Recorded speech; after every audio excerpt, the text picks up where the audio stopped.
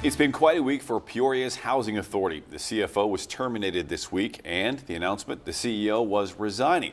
After that, tenants and former employees now ready to speak out about what they call a troubled workplace. Good Wednesday evening. I'm Tyler Lopez. And I'm Janice Rebholz. They say the organization needs new leadership and that operations are corrupt.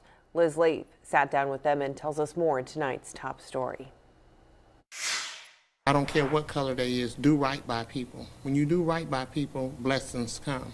The Peoria Housing Authority is responsible for operating thousands of family homes, including public housing, Section 8, and affordable housing. On Tuesday, the organization announced the termination of its CFO, Abdil Brown, due to what they called financial irregularities with authority funds.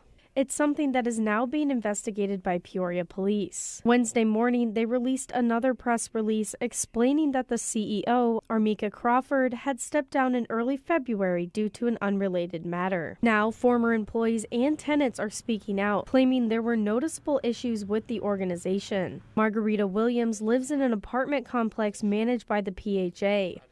She claims that after graduating a family self-sufficiency program in August 2025, she was supposed to receive thousands of dollars from the agency. Right now, as today, they still have not paid me, and they're not going to pay me.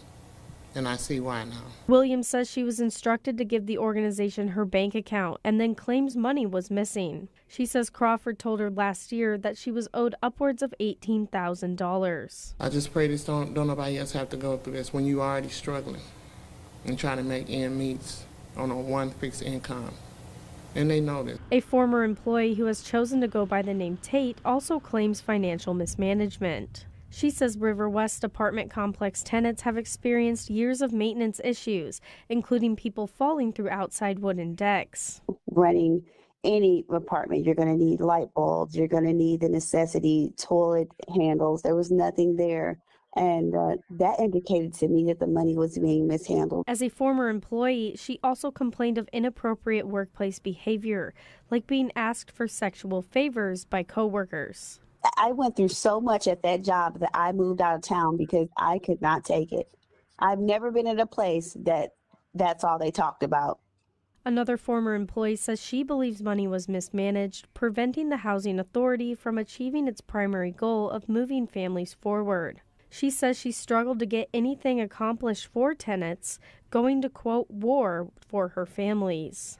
A healthy environment creates a healthy life and healthy families, and that helps push family forward.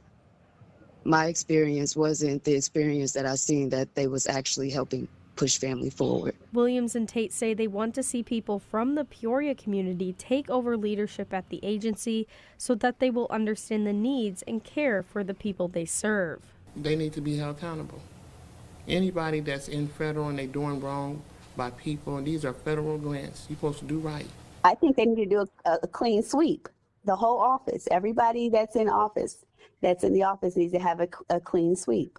25 News reached out to the new interim CEO of the Peoria Housing Authority, Damon Duncan, for more details on the financial irregularities they discovered prior to Brown's termination, as well as to find out more about the future of the organization going forward, but he has not commented yet. In Peoria, Liz Leib, 25 News.